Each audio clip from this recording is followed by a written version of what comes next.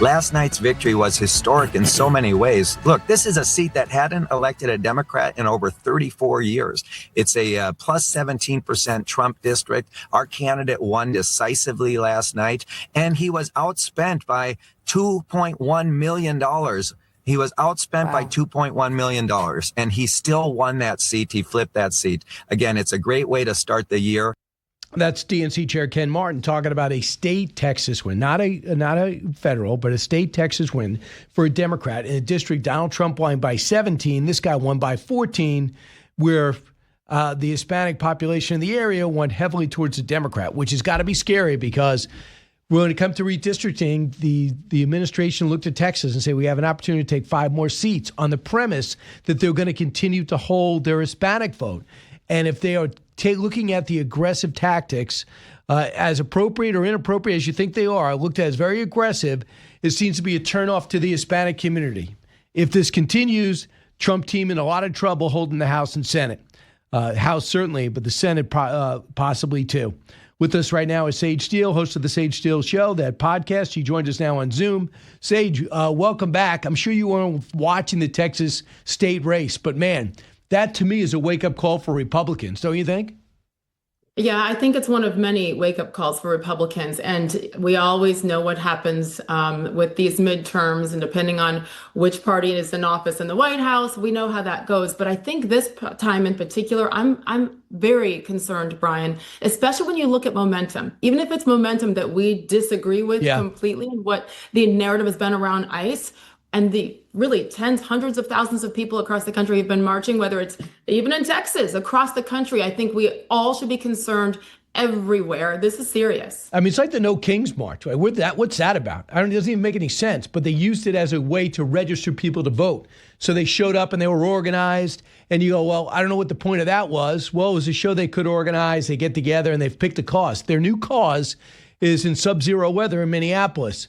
What's ironic, Sage, is I don't see anyone saying, my illegal immigrant landscapers are like part of the family, or I want you to meet my roofer who has been here for 15 years. My meat packer, or the executive in my office, or my soccer coach. You don't hear anyone talking about illegal immigrants.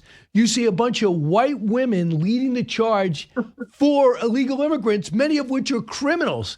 There's a non sequitur out there I can't put my finger on. Absolutely. And also, listen, last night I did something I said I'd never do again, and I watched the Grammys. I watched half of it before I had to turn it off. My point in bringing that up is again, you see the Hollywood elites saying so many things about it as well, and ICE out making all these statements. And the interesting thing is people got up and said, yeah, I'm the daughter of an immigrant. Number one, I think most of us are. And number two, the key word is legal immigrant. There is a huge difference. We are not going after legal immigrants. You did it the right way. We are proud to have you, the most welcoming country on planet Earth for legal immigration. And that there's such an obvious difference that it just blows my mind that people it's a choice, Brian. They're choosing to ignore that fact. So here's Billie Eilish after winning Song of the Year at the Grammys last night, cut 37. I love you so much. I feel so honored every time I get to be in this room. And as grateful as I feel, I honestly don't feel like I need to say anything, but that no one is illegal on stolen land.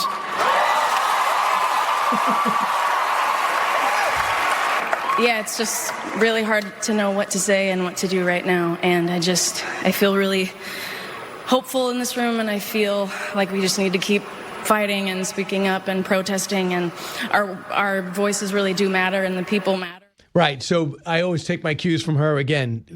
So here we go again with the no one's illegal on stolen land. So you could leave. Take your stolen mansion and go to another country that you feel is indigenous to the land they're on. They're honestly, ignorance is bliss, I guess. But the lack of education, and again, I think it's a choice, is just staggering. I will say, Jelly Roll such a positive. Shabuzi, both of whom got up there and were all about their faith and Jesus. And there were people, I think, probably in the crowd. I heard it, but I was probably thinking, oh my gosh, am I allowed to cheer for Jesus? Like there were some positives come out of it. And I think that that is probably where most Americans lie. Most of us did a very long time ago stop listening to the Hollywood elites and everybody. Right. Frankly, out in that part of the country, because they don't practice what they preach either. In the meantime, they are preaching ignorance. And I'm glad that I watched half of it. Now I can say I did it, and it'll be another 15 years before I do it again. Okay, I can't wait. But by the way, if you are wondering if you should cheer for Jesus, there's very little downside. You know, it's not going to be, well, I heard you cheer for Jesus. We don't have any room in heaven. Here's Bad Bunny, who I can't wait to see at halftime of the Super Bowl. It's going to be fantastic. You're gonna watch? Yeah. No, of course not. But I want you to hear him. Cut 35. Before I say thanks to God, I'm going to say eyes out.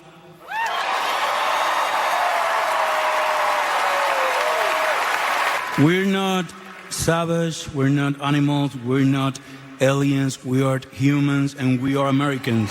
Yep. The problem is, it's not the Americans that are the problem. It's the illegal immigrant. What don't they get about this? I honestly have racked my brain asking myself the same question, but I think it's just, it isn't even frankly about immigration. This is about going against Donald Trump. This is the ultimate Trump derangement syndrome, and they have just created an even bigger movement around it. Because at the end of the day, everybody knows, like, do it legally. We've never had an issue with it, but it is Trump related. And the proof of that, Brian, is what happened over the last 4 years, how they chose to ignore that. And more importantly, I love all these old clips that are coming out with Barack Obama talking about it and Hillary Clinton going deep on why we must cut down and secure the border. And if you come in here illegally, you're going to be kicked out. I mean, we know Obama has, during his presidency, 8 years, I mean, he deported many more than Trump has even begun to do. So I love that. But unfortunately, the mainstream media continues to ignore it. I will say this about Bad Bunny. I mean, let's give him props for choosing to speak English last night, because he has told us that for halftime of the Super Bowl, you better learn Spanish or else you're not going to be able to understand my lyrics. So I guess we should feel honored that he chose to speak English last night. And the fact that, though he said he wouldn't be performing in this country again, North America, as long as Donald Trump is president, he's reneging on that next week at the Super Bowl. But it grosses me out. I don't plan to watch. I know there'll be a lot of people hate watching. I'm going to try not to do that. And I don't know if Turning Point is still doing what they're doing, but I refuse to contribute in that way. Will it matter that I don't watch, or maybe you don't watch? Probably not. But on principle, for me, for someone who is so hateful toward the country that has made him a billionaire, no. Yeah, I just thought that the goal would be to maximize the viewership by getting people like Bruno Mars or Paul McCartney that everyone can relate to when it comes to halftime, because it is part of this whole thing. Because Sage, you lived and breathed sports and you did your entire life, but these people that watch on the Super Bowl, a lot of them, this is the only time they watch it. Some of them, it's the only time they watch a sporting event, and they look for the entertainment factor. They care about the commercials. They care about halftime. And this is your chance, if you're the NFL, to suck more people in. Or do you feel as though you're so high on top of the mountain, it doesn't matter? I know Jay-Z makes those choices because they kind of license all those decisions out to him. Yep, they do, which, again, people need to remember. The NFL could still probably have a little more influence, but I think they kind of choose to do this, as do many commissioners of these major pro sports leagues.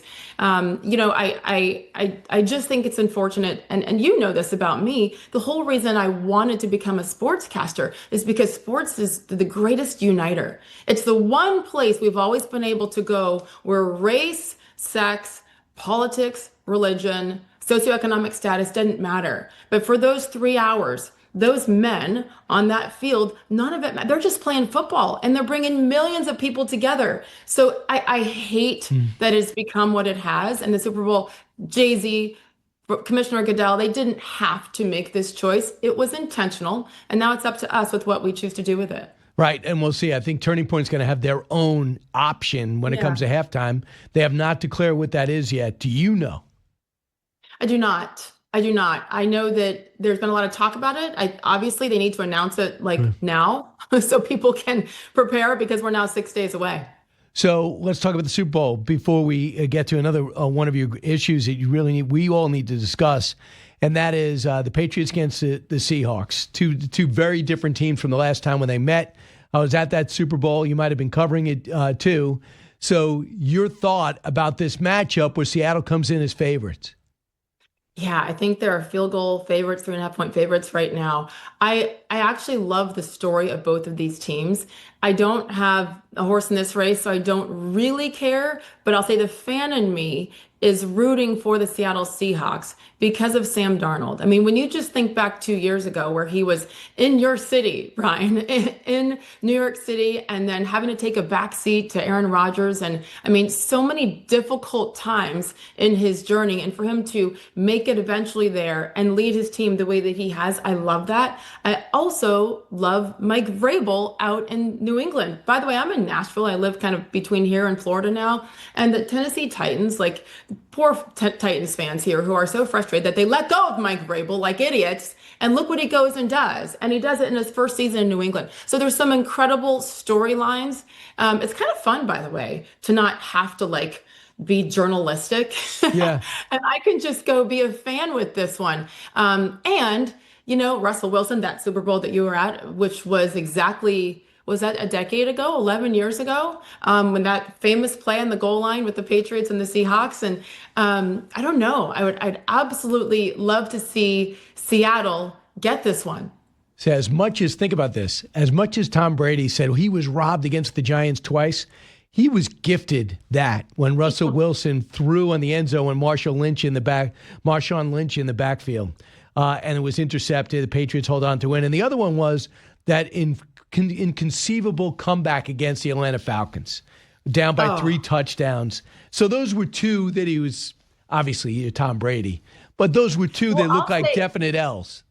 No, for sure. And that one against the Falcons, I remember I was always, you know, at whatever Super Bowl site all week long. And I actually never enjoyed going to the game because it's chaos. I like to watch it from my couch with my own toilet and my own drinks. And the only one I was at was when the Ravens, the Harbaugh Super Bowl back in New Orleans in 2012. I had just landed, got home just in time for that Super Bowl, the Falcons one. And I was like, okay, no, he can't come back from this. And I was not a fan of the Patriots, to say the least.